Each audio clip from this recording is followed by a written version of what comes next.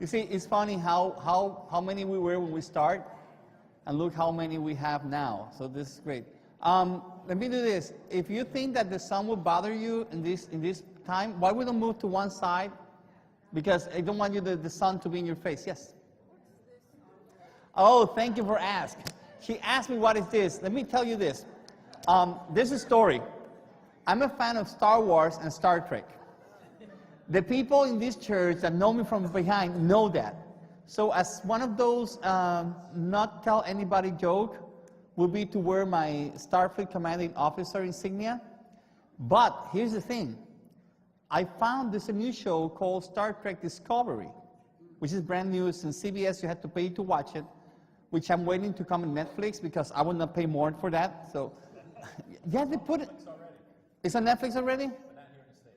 That's the problem. My friend from Rome, yo ho, the pirate life for me. Okay, never mind. The thing is that I can't wait, but I mean, I saw the episode because I went to Father Mark Gueda's house and we sit down and we watch the episodes, and it's an amazing show. Well, for those who know Star Trek, this will be in the Star Trek universe between the first Enterprise show, which was a disaster with Scott Bakula, which is not the first, but it's like a prequel, and the James T. Kirk TV show. So this show is during that time. So they tried to match the insignia they have for the uniforms, so they can do like a crossover and explain to the people why the uniforms are this way. So they thought about that. Well, by doing that, because remember that people that love Star Trek and Star Wars, they think that that's real. I mean, that's real. And I go like, okay. But I found this one. I thought it was cute because this is the doctors, the medical group one. And they have a little black cross on it. You see? Yeah. So when I saw it, I couldn't resist to have a cross on it and said, you know, if I ever make it to space, I want to be the first Catholic priest in space. Going where no priest has gone before. So that's the reason of this. And on my last day here, I gave Father Scott Cersei a ball cap and a T-shirt that has a sign that someone drew for me, Father Mark Librizzi, who is a graphic artist. He drew a design for Starfleet Chaplaincy Corps. So we did one for Father Scott that, if I remember, was Captain Scott Cersei of the RCCMPB, and then the year 2012. The starships in Enterprise have letters as code names. So I put together Roman Catholic Church, Most Precious Blood, and the year where he started, and we came with the name of his starship because this was his first parish. So that was the meaning. And I saw him the other day in a conference, the bishop, and he told me, I still have the shirt and I still have the hat. I loved it. And it was the first time that, according to his parents, they said that that's the first time that someone surprised Father Scott, because he wasn't expected that, and he wasn't expected that, and he is a hardcore Star Trek fan. And I remember that day when I gave it to him, he said, oh, you know how Father Scott was, or he is, you know, oh, a shirt. But when he opened it, he goes, oh, a Star Trek! And he looked at, it's a Star Trek, and then his mom and dad were in front of, they were laughing because they say, we sat in front because we really want to see how the price is going to be. Well, as we continue to journey to this final part of our recollection day, because everything has to come to an end. Remember that you go to the gas station to refill the tank, so you can have a lot of energy to move forward. Alan, is that you? Is that Alan? Is that Alan? No, that one. Is that Alan? No? My God, these kids are growing so fast. So you're not your brother? My God, I thought for a moment that he was his brother. I'm godparent to his brother. That's why I said, I recognized. I said, well, but he should be in college right now. You see? Oh my Lanta, you guys are getting so old. Here's the thing. We were talking about what it takes to prepare for Advent. And we will talk about the lights, we will talk about commitment, We talk about how we can be the light of Christ. We're talking about so many things during this time of Advent. In Mass, we have something they call the preface. The preface is what we pray during the Eucharist to prepare us for the moment of consecration. For this time, for this talk, the opening collect, the opening collect for the Mass on December 17, which is the prayer that we said the collect, which is the first prayer. And this is funny. I thought, before I was a priest, that when you say collect, it means that we're going to ask for money for the people.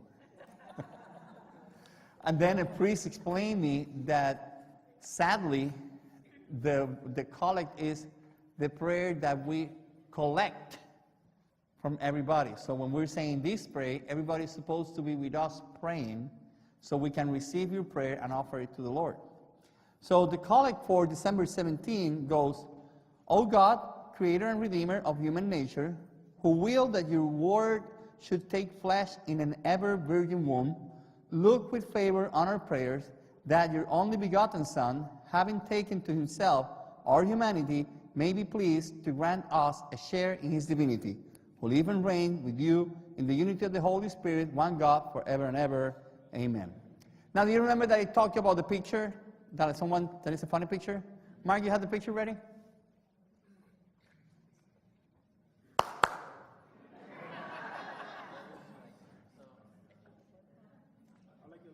That's a new TV show that's come to EWTN. Yeah, right. Parish Nightmare. May the force be with you. Someone did that to me a while ago because I've been sent to parishes that need a little bit of care. TLC. You've been there, you know. And thank you, Mark. No, two is on, one is off. Okay. Technology.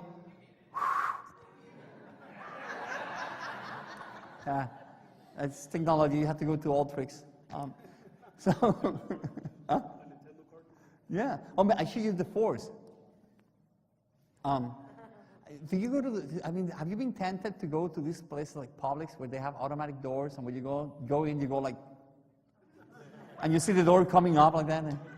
And yeah, I do it. I mean, so many people don't admit doing that, but I see so many people going to the airport, hospitals and Publix and go like,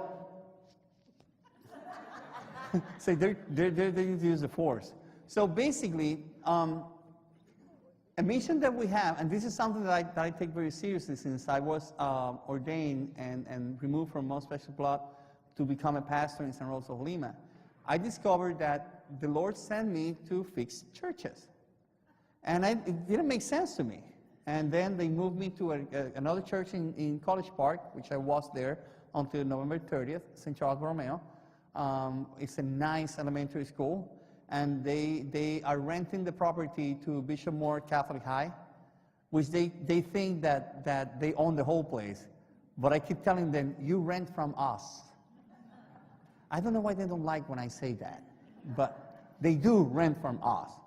So basically, that I have like 4 years of strengthening and working with the kids in the school, which was amazing. And then I'm sent to another church that actually is in the same way that my first parish was, San Rosa, Lima, that needs a lot of TLC and a lot of try to see what we can do to improve the church.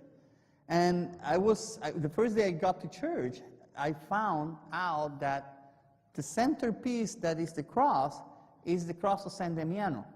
For those who don't know what the cross of San Damiano is what we call the cross from St. Francis of Assisi. The same cross that told St. Francis, go and fix my church.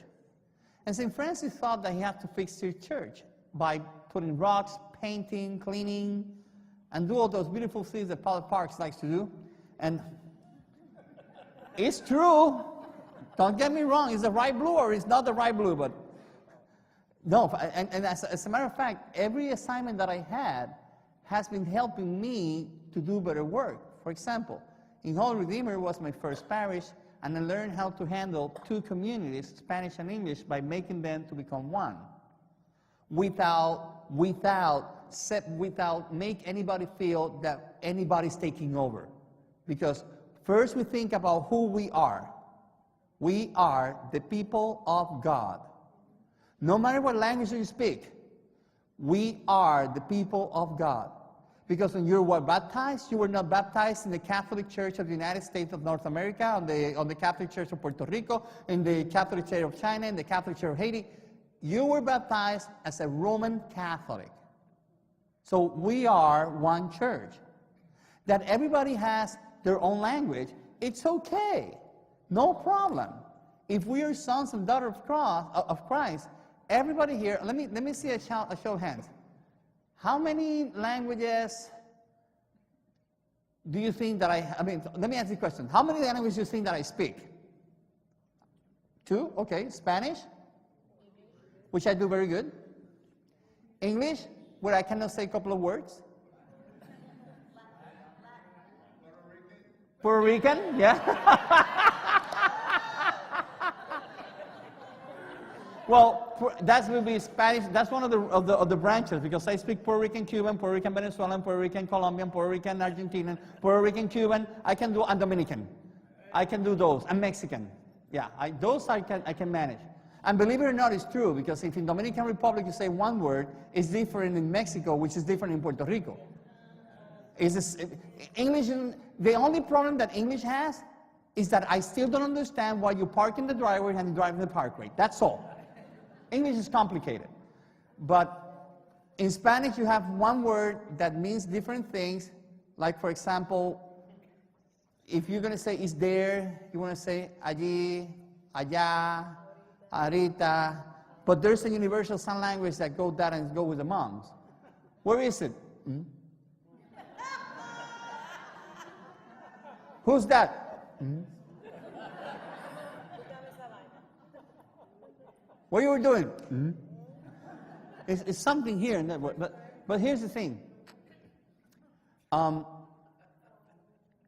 When I came to this church, I saw the beautiful Christ of San Damiano, and I understood the part of fixing church, and then I started thinking about Holy Redeemer, my first community. I learned how to make communities together, which helped me on my next assignment, which was Most Precious Blood.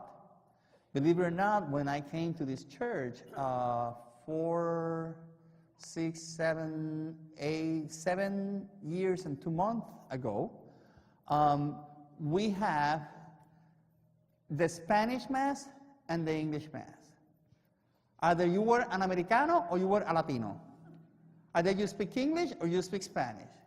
And as much as we tried to be one community, there was something that wasn't there that needed to be put out so people can understand that instead of being one nation under God, we're one church under God. And Father Scott and I work with that, and we help the community to grow in that aspect. I mean, I told you before that it's my fault that you're celebrating Our Lady of Guadalupe at 5 o'clock in the morning. I mean, nobody can take credit for that. It's my fault. Yes, it is. Who did it before me? Nobody. Thank you. Okay. I was there, so I can tell you it's my fault. Because, I mean, 5 o'clock in the morning Mass? Really? Seriously? God is not even awake at that time in the morning.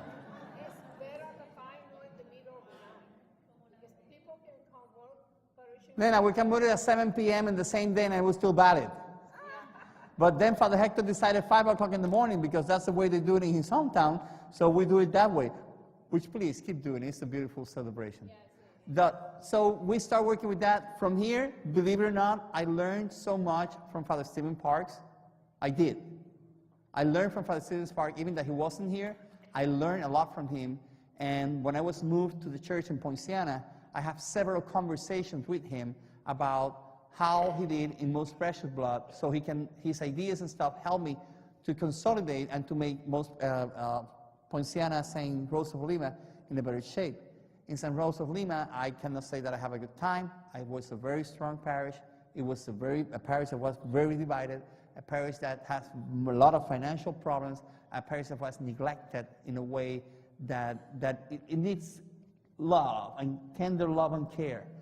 And with people of this parish that were willing and able to help moi, They motivate other people in that parish. Do you see what I said, that people here becomes a beacon of light? They motivate people in that parish so they can take care of their parish. But at the end, the bishop said to me, okay, now you have to build a new church. And I said, Bishop, I can't do that. I'm not an engineer. I have a degree in accounting. I have a master in education, a master in theology. I'm a minor in taxes. I'm now doing a canon law degree. But none of them has to do anything with engineering or building. So you need to get a priest that can do that. So he agreed. He removed me, sent me to have a nice break of 4 years at St. Charles Borromeo, where I have a great pastor, Father Raul, which I learned a lot of things of the administrative level that I was lacking for, that prepared me to go to this new assignment as a pastor. And when I get to that church, I saw the Christ of San Damiano, and the first word that came is, fix my church. And yes, the church needs to be fixed. The carpets, the pews, if you don't have your tetanus shot revised, if you're going to go to my church, please have it before you sit in my pews. I think that the parishioner became immune to that. But, I mean, it needs a lot of tender love, care, work. But the people will get motivated, and they will do it as they fall in love with their church. But also, it's not the church building that I have to rebuild. It's a community that you have to rebuild. You have to give them hope. You have to bring the light of Christ into their heart so they can start preparing for the new beginning. My year started on December 1st, and I didn't have time to pack or do nothing because I was working until November 30th. So that thing about transition, I don't know what that is. I finished at midnight on November 30th, and then I turned into a pumpkin and just was planted into the other church. But you see, that's what we need to do for God's mind. We need to be present with the people. We need to work with the people. And the thing that we need to do is to follow the example of the great saints, of our Blessed Mother. Listen to the words of Pope Francis, that he keeps telling us that we, the pastor, need to smell like lambs. Remember, there's another word that I cannot say? Okay, good. For that one, I have to go to confession today. So, but we have to have the smell. And you see something that is funny that I saw a lot? A lot of people, when they hear Pope Francis talking to their priest, and the way that Pope Francis talked to the priest is like, I see a lot of people going like, yep, yep, oh, it's about time, it's great, it's good. But what about if we take the words of Pope Francis and put our name on it? How many people are married and they have problems between them because they forgot to bring Christ into the union? How many children are in matrimony that are not living a family life because mom and dad are so concerned about the situations that happen in the surround us that forget the quality of life they need to give their family? How many people in your work, in your job, are giving you headaches and you don't stop and think, what's going on? Why are they giving me a headache? What are they lack of? The thing is that we need to understand this. During this time of Advent, we have to prepare for the arrival of Jesus Christ. And we have that clear.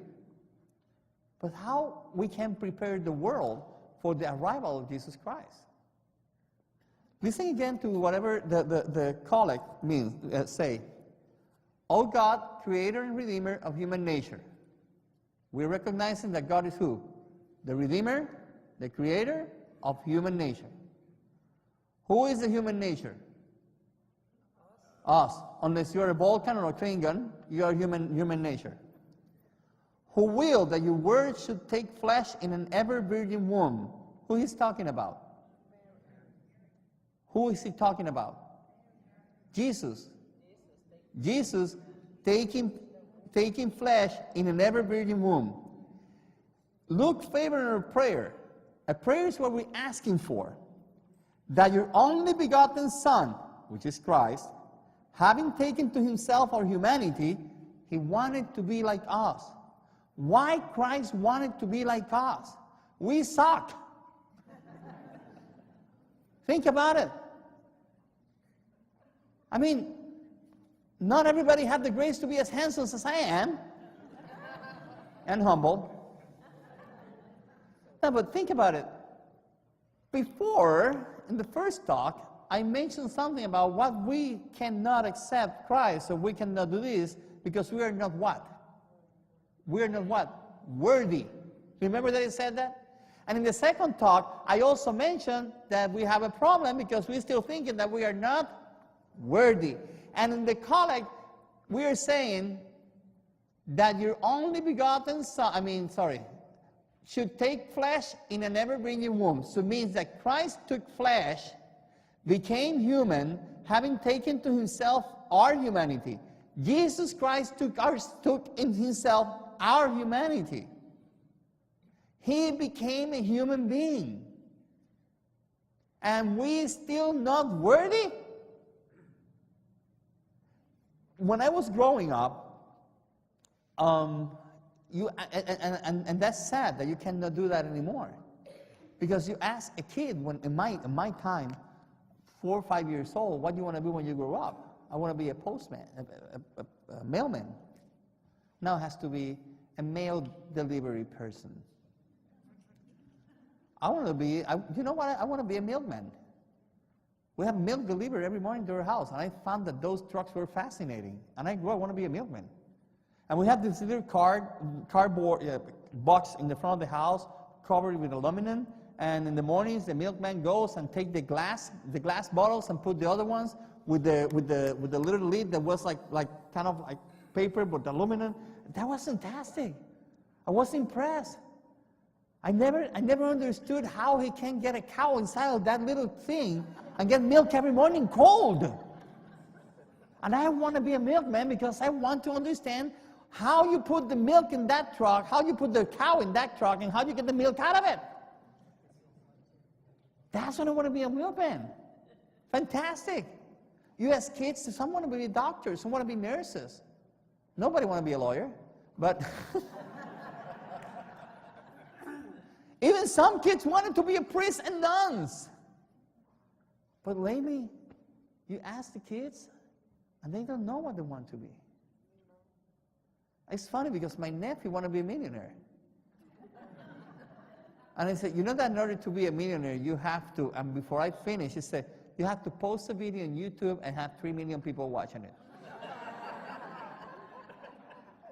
And then I showed him my YouTube page, and when he saw that I have 1,500 followers, he said, Uncle, we need to talk.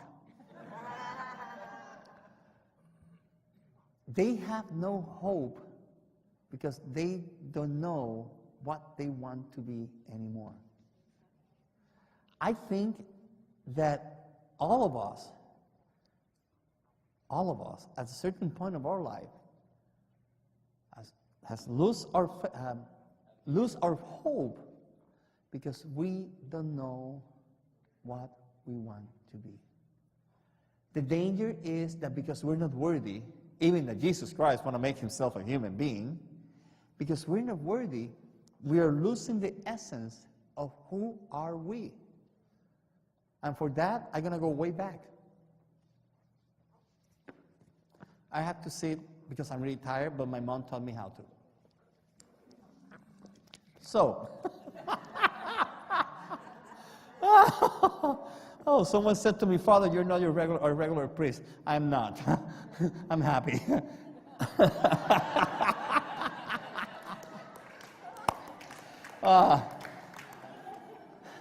Okay. Where was I? Huh? I lost that. Seriously. I'm going to go back in time. Baptism, thank you. Yeah, for a moment my hamster stepped out of the wheel. The day of your baptism, you were brought to church to be baptized by your parents. Okay? I have this beautiful tradition I do with weddings. I break all the protocols for weddings. Don't bring a wedding coordinator to my church because they're going to suffer. And if you are fool enough to pay the amount of money you pay to that people, take me. But when I have weddings, I said to the people, to the bride and the groom, that I want them, the night before the wedding, on the rehearsal, to tell their moms and dad that they're the ones who are going to walk with them down the aisle. If I have a guy, the guy comes at the left side, mom comes in the middle, and dad comes on the right. And the three of them are walking so proud. Because usually in weddings, the groom is in the corner, and mother and dad are kind of like, yeah, you're the married. The one who's married is the bride. That's the one who's important. The groom is like a broom. That's why I call broom, something like that. So, yeah. So I said to them, I want you to come in with your mom and your dad. And I said to the bride, it is okay if your mom and your dad walk with you. And then suddenly the bride said, oh, Father, but it's a dream of all girls that his dad will walk down with her to the aisle so she can be handed to the hands of the beloved.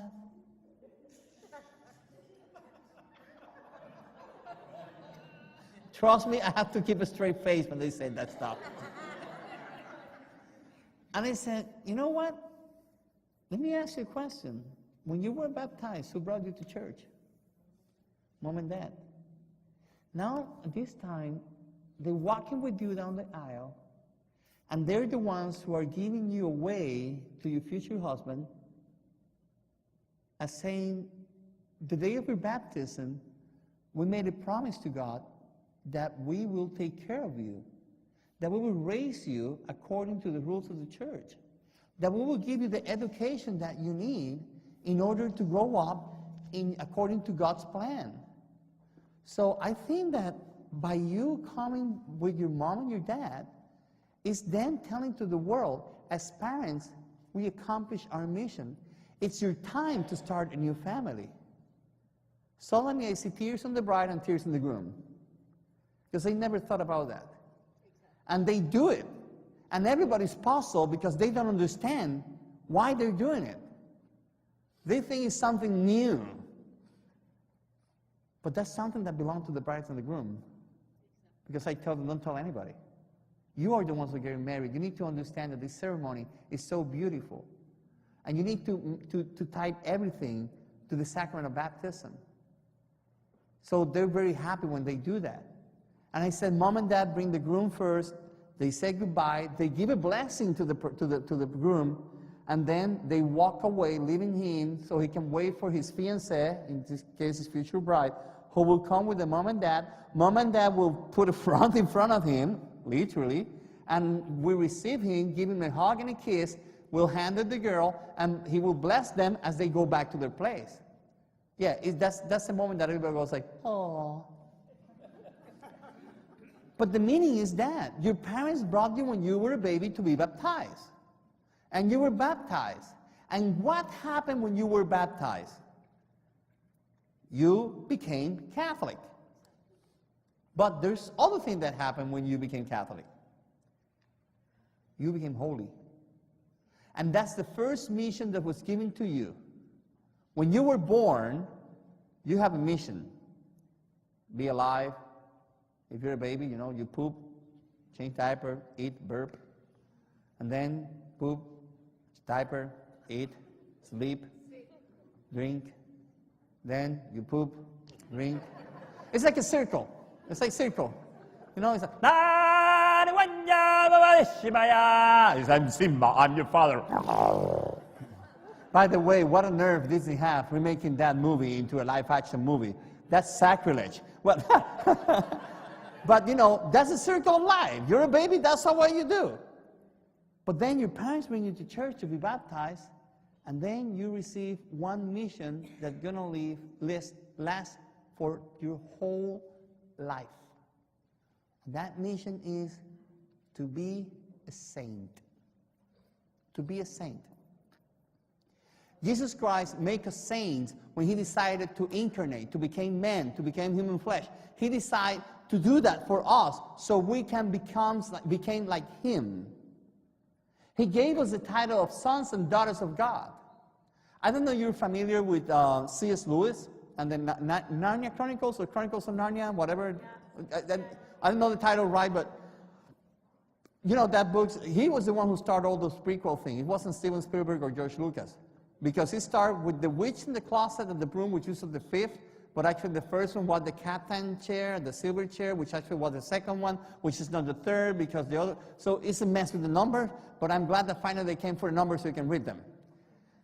C.S. Lewis referred as humanity in his books as sons of Adam and daughters of Eve, kings and queens of Narnia. You see the analogy? Adam and Eve are our first fathers, and they sinned, and by sinning they lost the grace.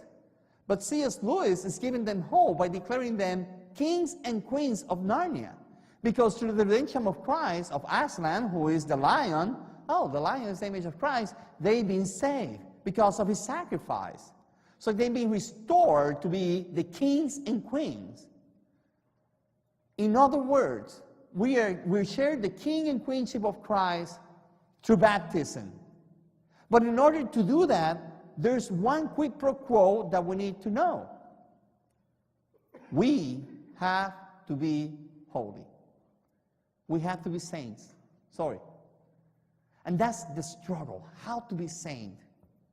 How are we going to let the light of Christ shine upon us if we have so many worries and we are not saints because we are not, once again, we are not worthy. But we are worthy since the day of our baptism, where you were called priest, prophet, and king. You have made brothers and sisters of Christ through baptism. I remember my first baptism at my MPB. Do you know the story? This is a good one. I'm going to say it anyway. And I have a picture to prove it. I just don't I think it's Logan was his name. I think it was Logan. I don't recall the name. It's in the picture. That's why I wrote it down there. But on my very first baptism here, this cute baby, she's cute, was given to me, and I baptized. And you know that they tell us to get the kids and present it to everybody. So when I grabbed the kid to present after baptism, he just puked all over my. And here's the picture where I'm the baby. And I had that picture. I treasured that picture so much. I was baptized with goo while I baptized with water. That's what her mom, the mom wrote in the card when she put the picture, say, as you baptize him to become a saint with holy water, he baptized him with goo so you don't forget what he gave away. But we're leaving. We're getting there. We've been saints on that day. And since I baptize babies, I keep asking everybody, have you ever seen a living saint? And people go like, well, yeah, this person is so good. But I say, have you actually seen a living saint? And they ask, what is a saint? And people said that a saint is someone that have no sins. And because they have no sin, that person is certified to be in? I mean, everybody agree that you're a saint, you're in heaven, do you? Don't scare me. In heaven. So what happens when you get baptized? Where are your sins? You don't have sins when you're baptized. The sins are gone. And if you have no sins, then what are you? Don't you dare allow anybody to tell to you that you are not a saint. Because we are saints since the moment of our baptism. That we deviate from that by allowing sin to enter in our life. But we can get that grace back. We can get that beautiful grace of baptism through the sacrament of reconciliation. You see, people don't understand this. During the time of Advent, we are called to reclaim that holiness that we have, that sanctity that we have, through a time of reflection. And how we do that? Easy, through the sacrament of reconciliation. Oh, but there's going to be some people, how I will go and confess my sin to another human being, another man that is as sinner as I am. Well, so be it. That's the only way. That's the way God put it. But yes, I'm a sinner. I confess that. I go to confession every Monday. Sometimes Monday, Tuesday, and Wednesday. Sometimes Thursday, I have to throw a Friday. And I think that I have to go to confession after today, too. I recognize who am I. I recognize that I'm a sinner. I recognize that I need the saving grace of our God. And I know that I am a saint. We are SIP. Are you SIPs? Saints in progress? That's what we are. And in order to be an SIP, we have to recognize that we're sinners. But in order to recognize that we're sinners, we have to recognize that we're baptized and that we were given that title by God Himself. By God Himself. It's like Maria. You know Maria? I can tell sometimes God Himself to give me that title, so I got to give it them. God Himself gave us a title to be saints, to be holy. And then Christ ratified that title. Be holy as your Father is holy. Be a saint. That's what we need to be. We need to be reminded that we are called to be saints, to be holy. But sometimes we get deviated from the way, so we have to prepare, so see how we can go back to that holiness, to that life. And that's what we do during Advent. And this is where the sacrament of reconciliation comes.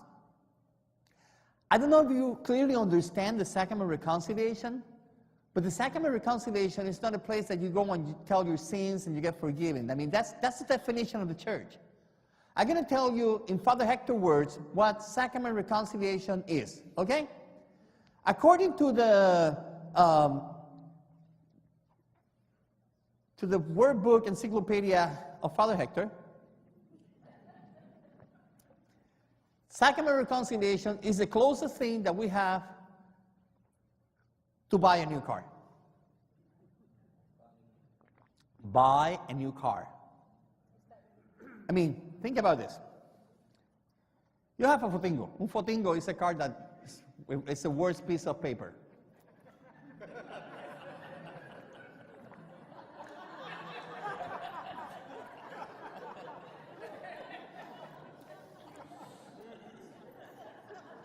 What? Paper is fragile? So what? Okay. Worth nothing. And then you had that lemon, and then you go to the dealer, and then you expect to have a great deal. You want to drive a Ferrari, and you're giving them a Yugo. And then you start talking about the wonderful thing about the Yugo that arrived to the dealer in a truck, platform truck, and you talk about all the things this car has. They have oil. I mean, it's disgusting. It has holes. It has the oil is leaking. The engine won't start. It's priceless, because there's no price that can tell you how bad that car is. And then the salesman look at you and look at your car, and they say, and you want to what? And then he's going to start laughing at you, because what you want and what you have to offer, he's going to say, okay, we will take your car, but you have to pay us for that. How much is a Ferrari? 100 grand. Okay, so what deal you can make to me? Okay, I want to give you this deal. You give us 175 grand and we take your Yugo. And we finance then your new Ferrari. You see, that's what you do when you go buy a car.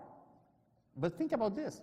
With your heart is that old car.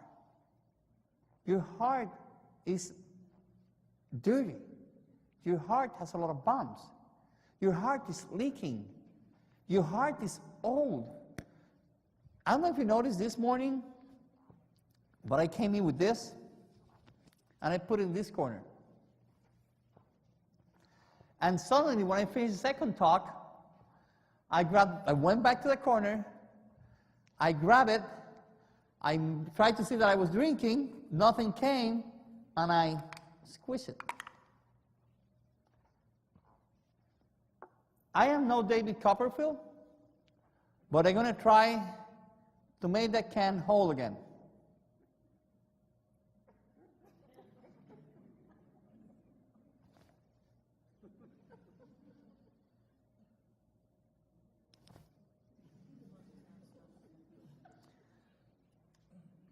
It's not working. I can't do that. But I can do this. Where's Donna? Paging Donna, paging Donna. This is what I can do. Look what I can do. This is amazing. This is amazing. Look at this. You saw the can? Good. Donna, do me a favor. Can you go to the secret place and bring me another one? Please. Absolutely. Thank you. So I gave her my old can. My old can that is empty, that is broken, that is squeezed, that is not shining anymore, that is a worse piece of paper, even that is aluminum. And then I said, will you please take my can? What did Donna do? She took it. She took it away. And here I am waiting for something to happen. I have faith. I have faith that I cannot make that can holy again because I'm not David Copperfield, nor Luke Skywalker, which I wish, or Yoda, which is cool. But I know that someplace around here, there's a brand new can of soda that is not open, that it has no wrinkles, that is whole. Guess what? That's what happened in the sacrament of reconciliation. You bring that soda can. You bring your car that is a bad car. And God give you the best trade-in ever. He give you a brand new car. You know when you get into a brand new car that you open the door and that smell, by the way, you know that smell is toxic, can kill you. You didn't know that? That's toxic plastic, actually. The heat has been in the car so bad, and the windows closed, and the vents are closed, so that plastic smell that is toxic fumes inside the car, when you get in, you say, oh, smells good. Oh, you're dying, by the way. And God gave you that brand new heart. You go sure with the trust that God will give you that brand new heart. And there you go, you bring your old car, and Christ is giving you a brand new. You know what's going to happen. I'm sure that that's going to happen. I knew that when I called Donna and I asked her for a brand new can, I will get not one, but two.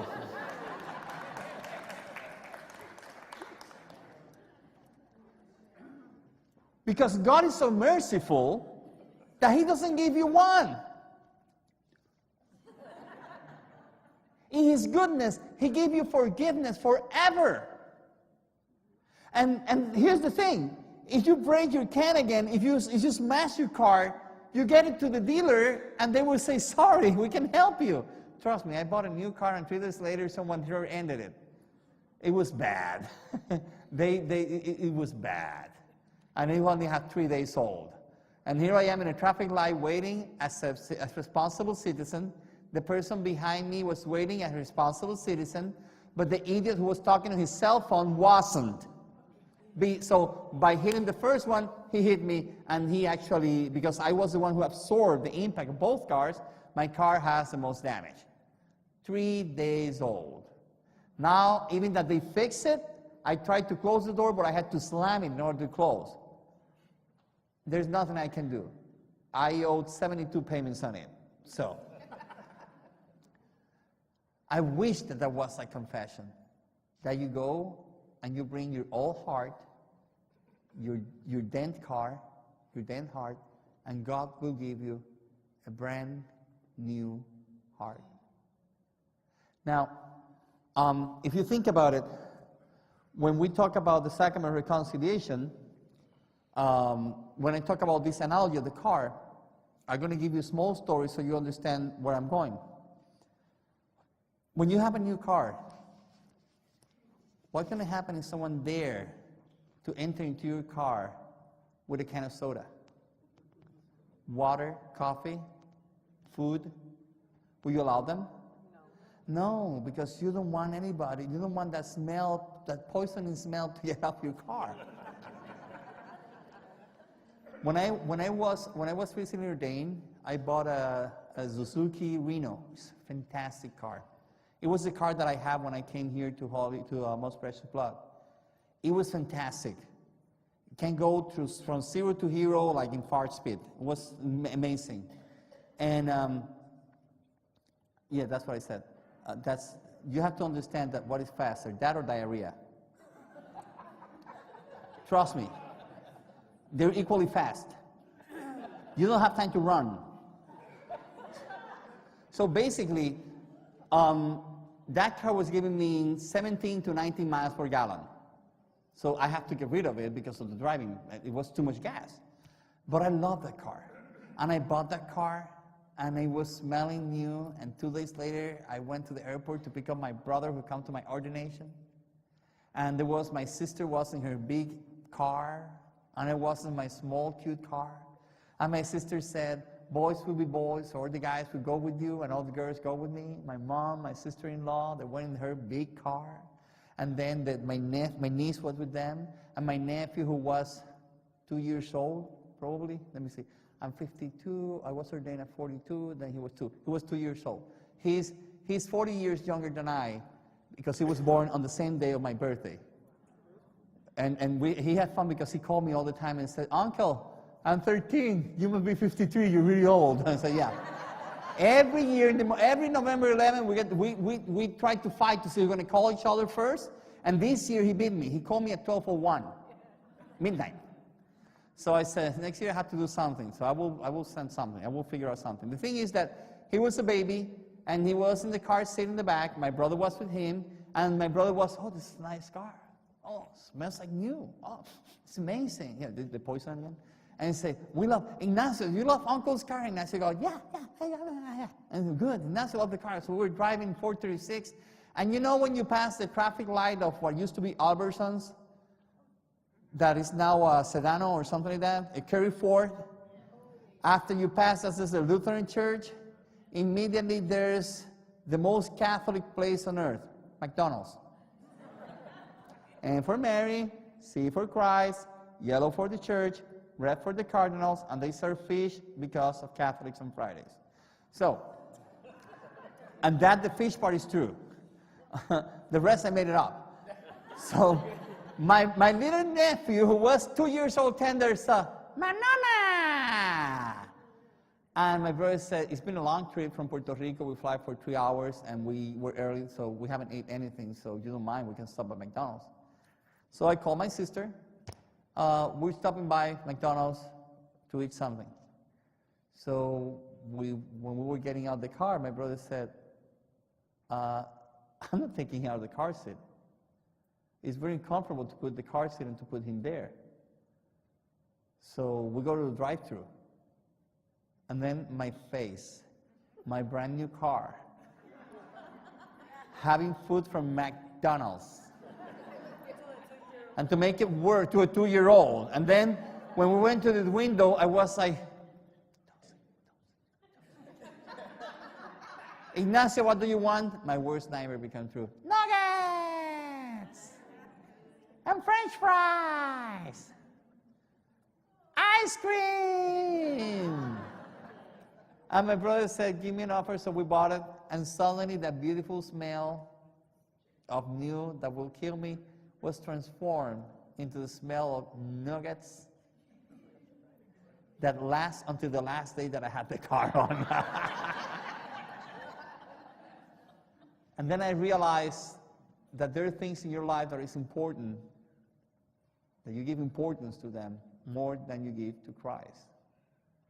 What's the thing about, I was concentrating the most, the smell of the nuggets, instead of thinking about the time that I was spending with my nephew, who was 2 years old, and my brother, who made a long trip from Puerto Rico to be at my ordination and talk about the most important day of my life.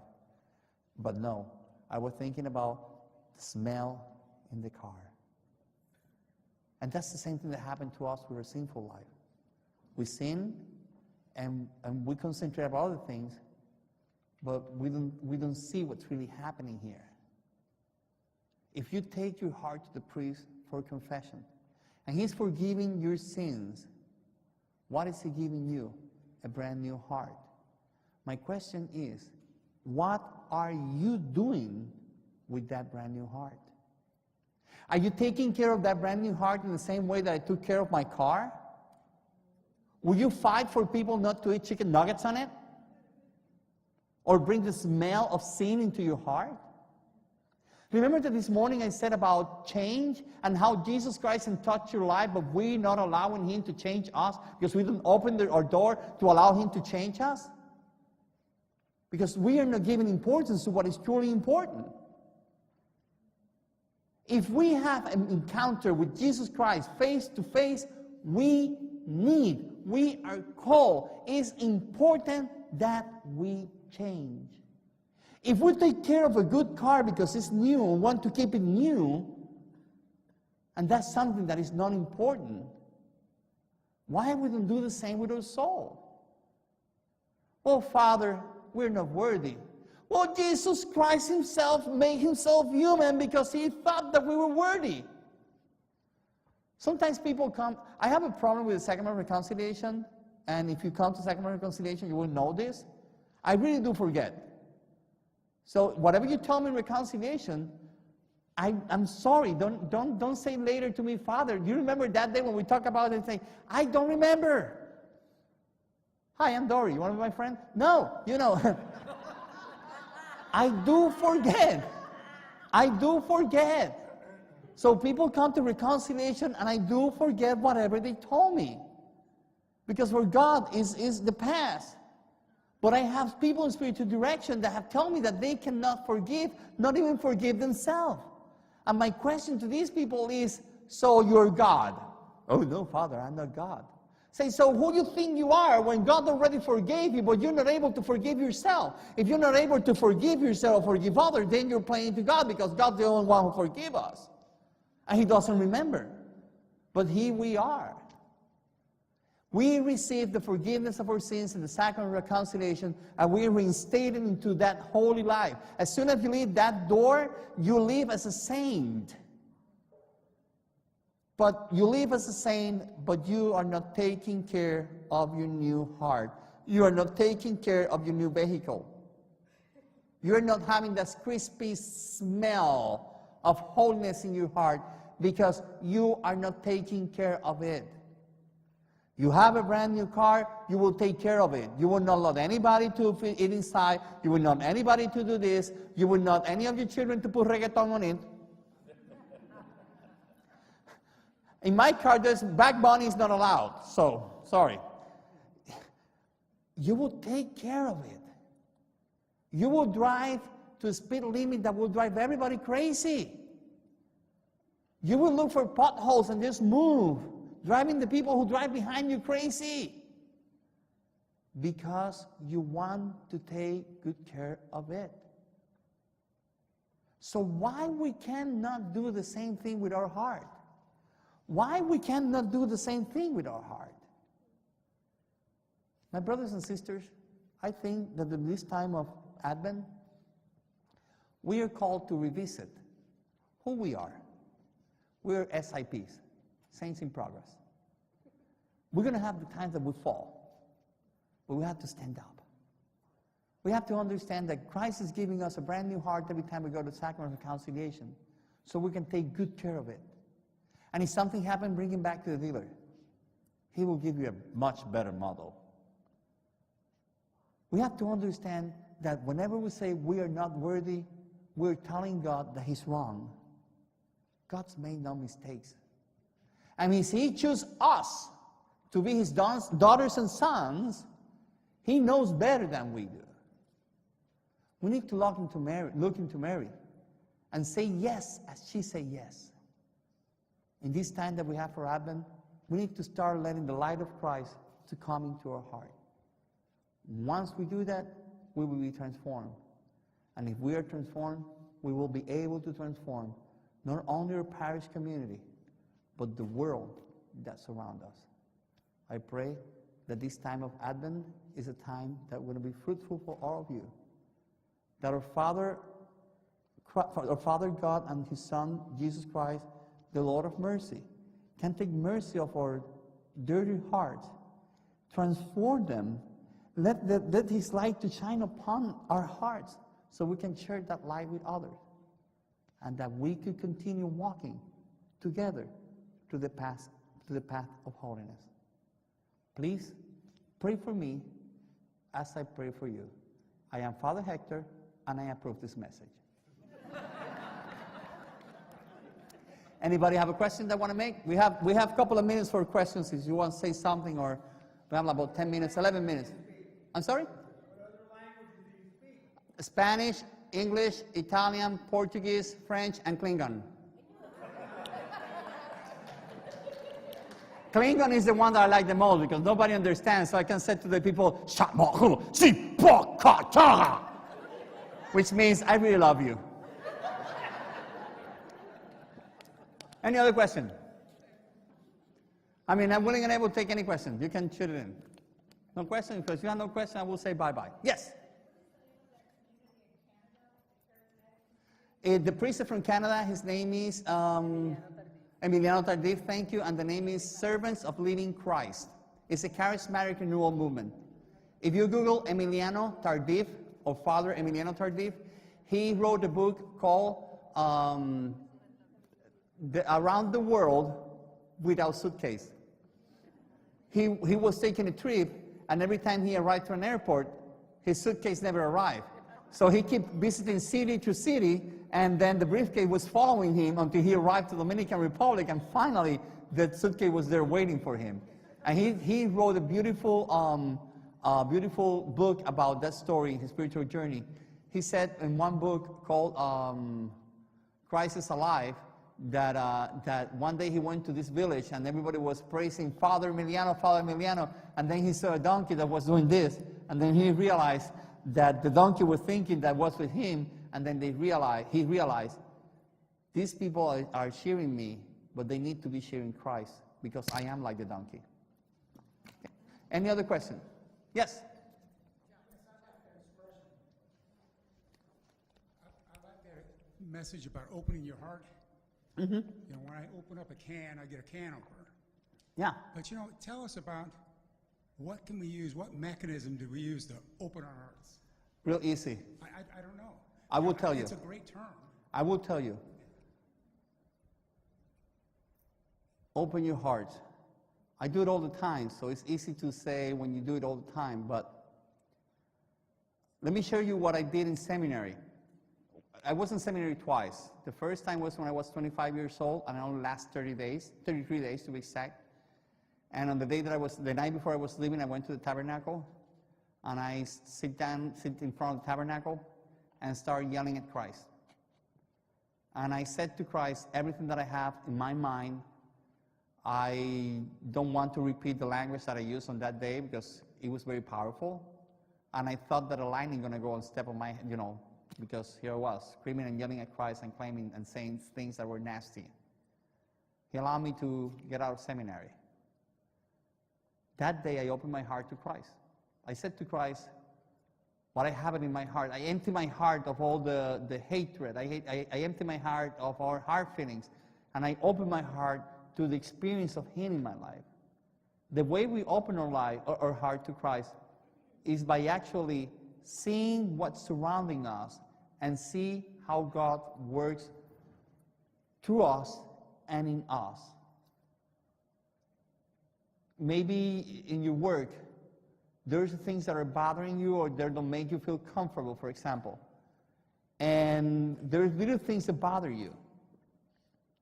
Do you think that by taking a step back and just observe and listen, and not make a judgment or not try to act through your impulse about something, that will give you a better perspective of what's going on and going to make you change the view of things. That's when I was talking about open your hearts. If we're open, if we hear, if we process, if we bring things to prayer, and we are ready to listen to what God has in plan for us, that's what I mean when I said open your heart, open our hearts.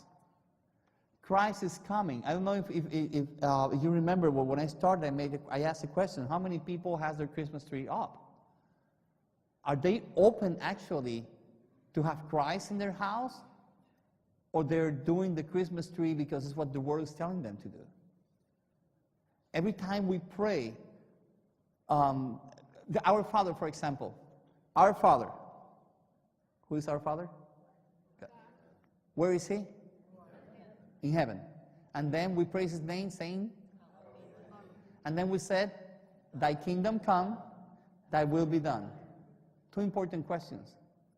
Are you ready for that kingdom to come? Are you ready to do His will? When I celebrate a funeral, I talk to the family, and the first thing that I said to the family, and you remember I did this with your sister, with your mom, sorry. I said, by the way, we haven't talked about your sister. When his mom died, the phrases when he told me that his mom passed was this: I rejoiced when they told me we would go to the house of the Lord.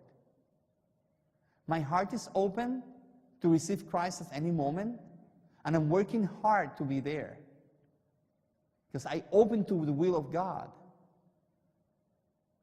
I pray, I hope, and I don't worry.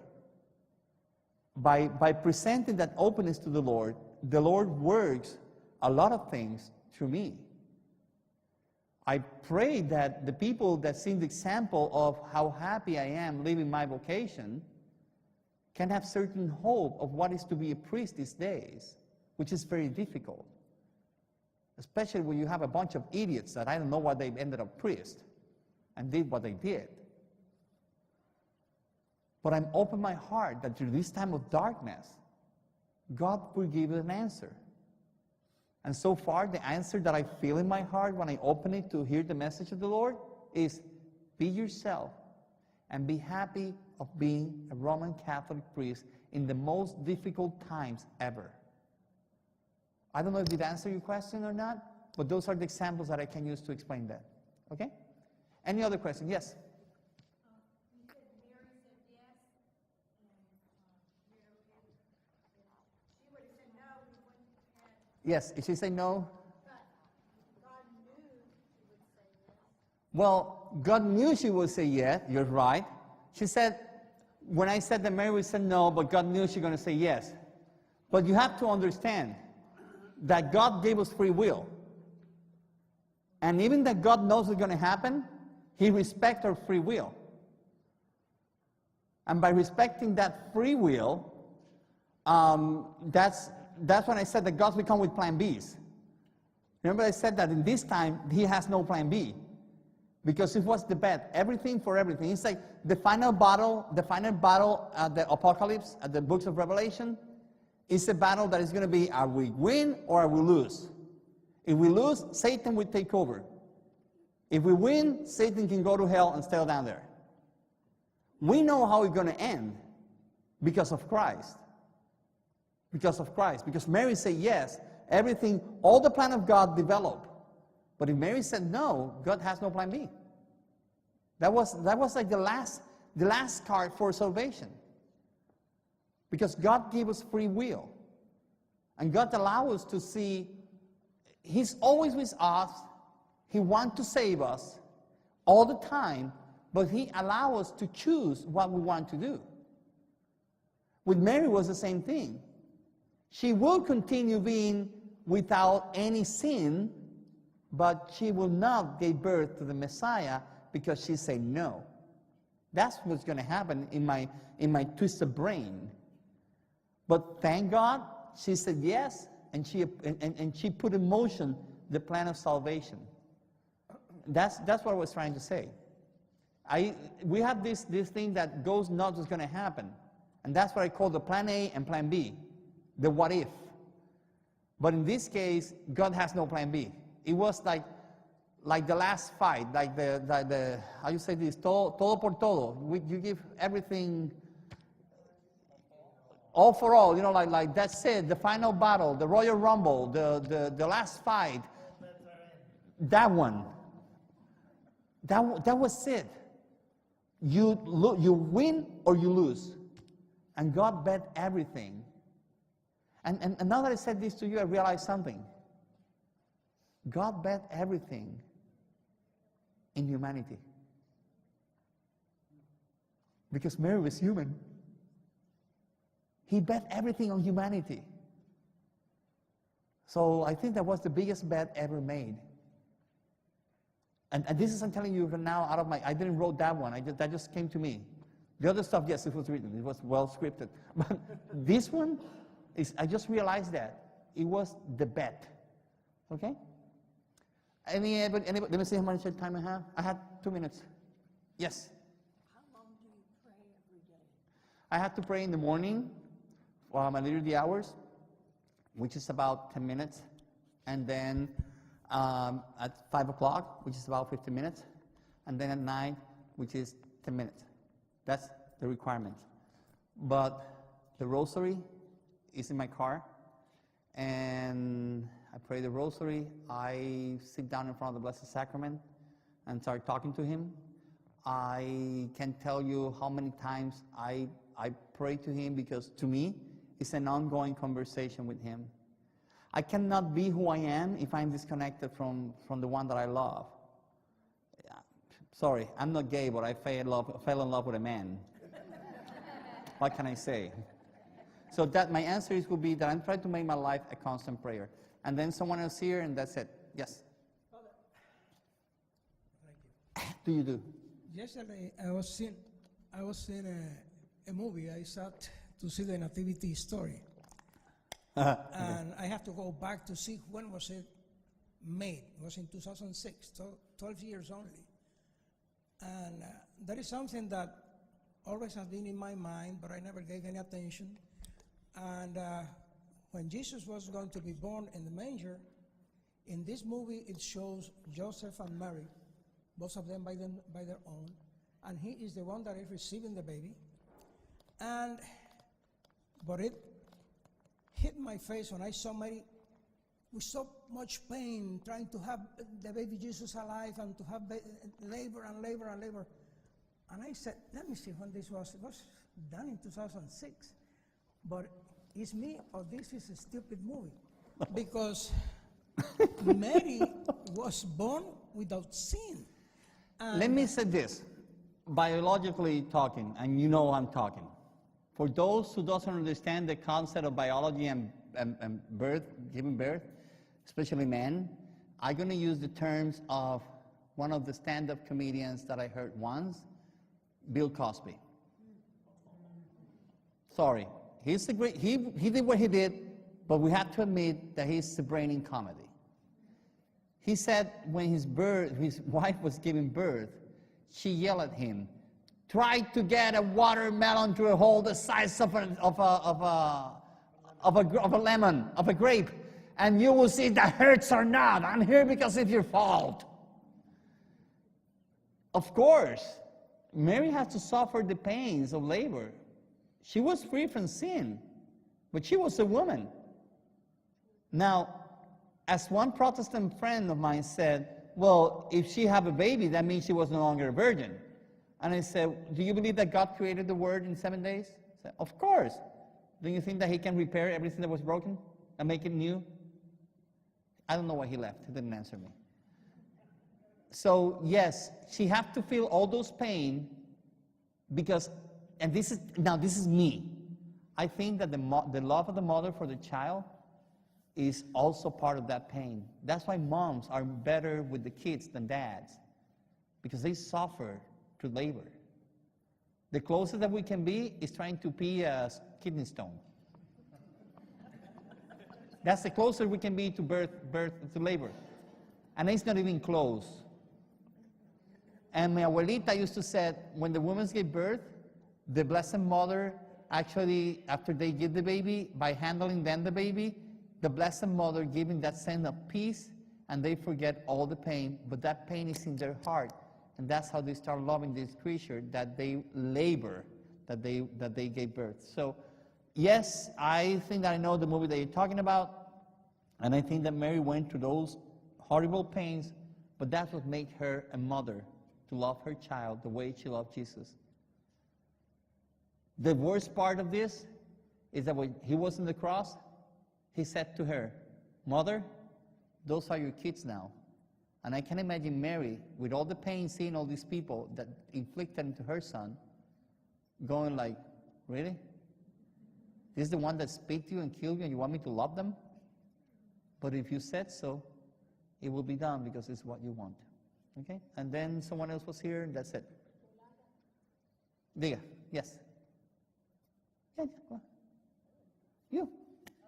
Father, I just wanted to share when he asked about opening the heart.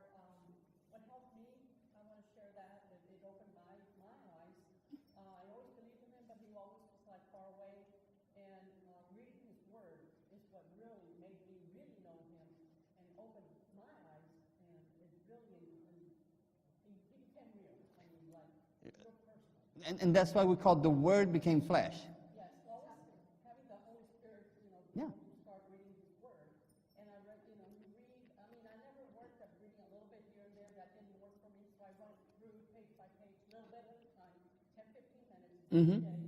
And that is what really opened my eyes. That's how I got to know Him, and it's like a personal relationship now. And you did it the right way, as Pope Francis invited us to do.